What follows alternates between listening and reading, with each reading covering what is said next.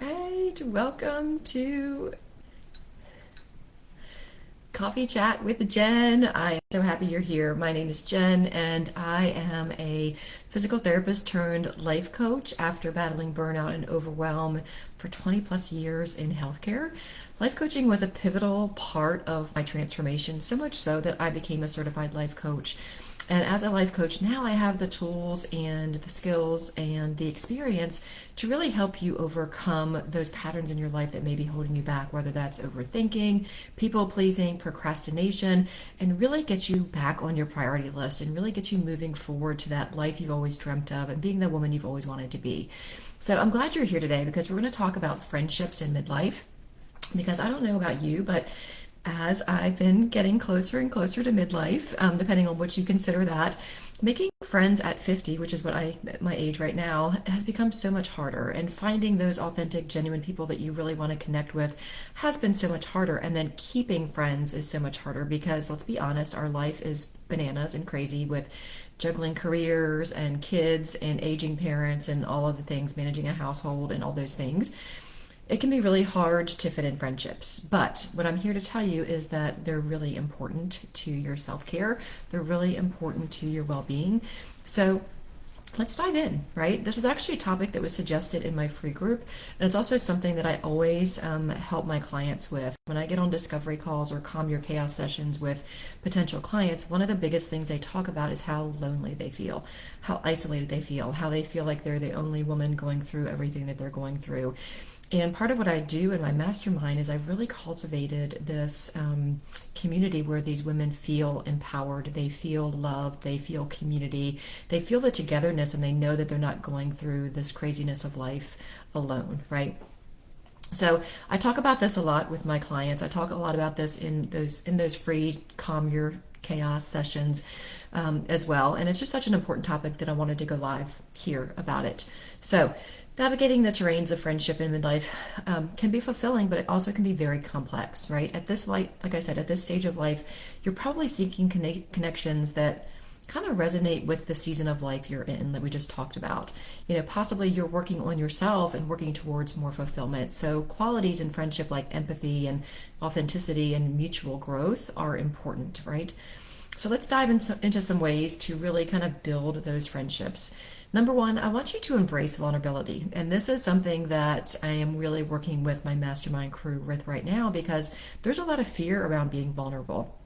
But opening up about your dreams and fears and your experiences can kind of be what really draws those people into you, really helps you do those, build those deeper connections.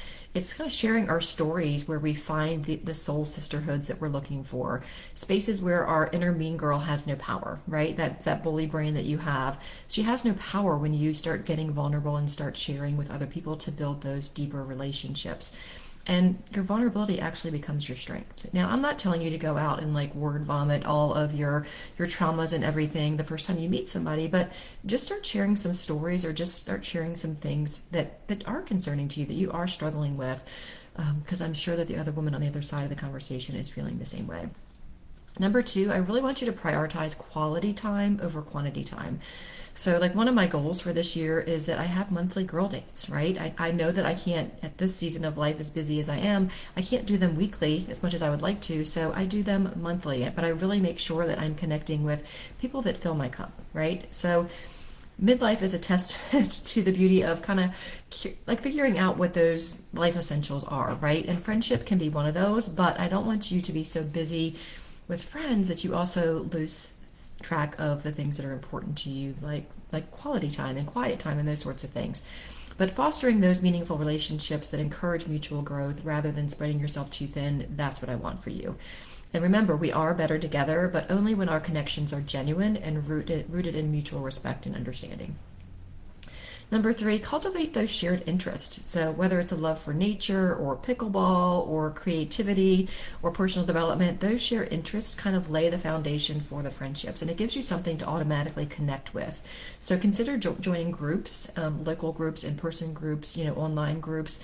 For people that have similar interests to you, golden retriever groups. If you like dogs and connect, start taking your dog to a dog park and kind of start like building relationships there. This is really kind of an important step towards kind of creating that vision for the life that you want, right? So number 4, offer and seek support. The essence of really building friendships in midlife is a balance of giving and receiving support, right? We're going through so much at this season of life, so offer, but also ask for help. There is strength in asking for help, I promise.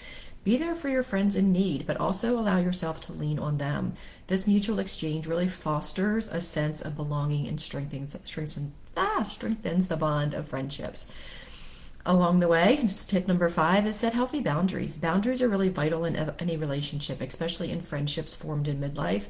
They really help you manage the expectations and help those relationships become healthier. It's really about saying no to overcommitments and yes to those enriching connections that honor your need for me time and personal space. So that might look like not saying yes to every single invitation that you get from all of your friends, but really handpicking the ones that are going to fill up your energy instead of deplete your energy, right? One of the biggest things I work with my clients is I want them saying yes to the things that feel good, saying no to the things that don't feel good, and not having guilt or shame or any of those things for saying no to things that don't fill you up. Number 6 is staying open to new connections, right? Life in midlife is dynamic, and staying open to new friendships can lead to really unexpected joys and discoveries, like connecting to people that might not have typically been a friend before that really are incredible people. And just kind of, whether it's through social engagements or community service, or like I said, even going to the dog park or online platforms, don't negate the online relationships that you can build. New connections can really offer different perspectives and opportunities for different growth that maybe you can't do on your own. Number 7 is the last tip. Really nurture your friendships, right? We all know that relationships take work, and that includes friendships, right? Don't be the friend that always waits for the other person to call.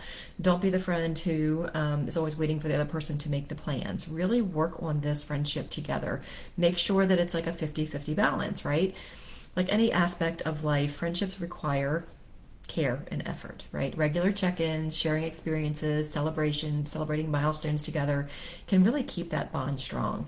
One of the things that I encourage my ladies to do in my mastermind is pick one day a week where you just connect with other people. Like you send a Marco Polo, you're on WhatsApp if you're connecting with people all over the country. I have, one of my mastermind ladies is in Romania.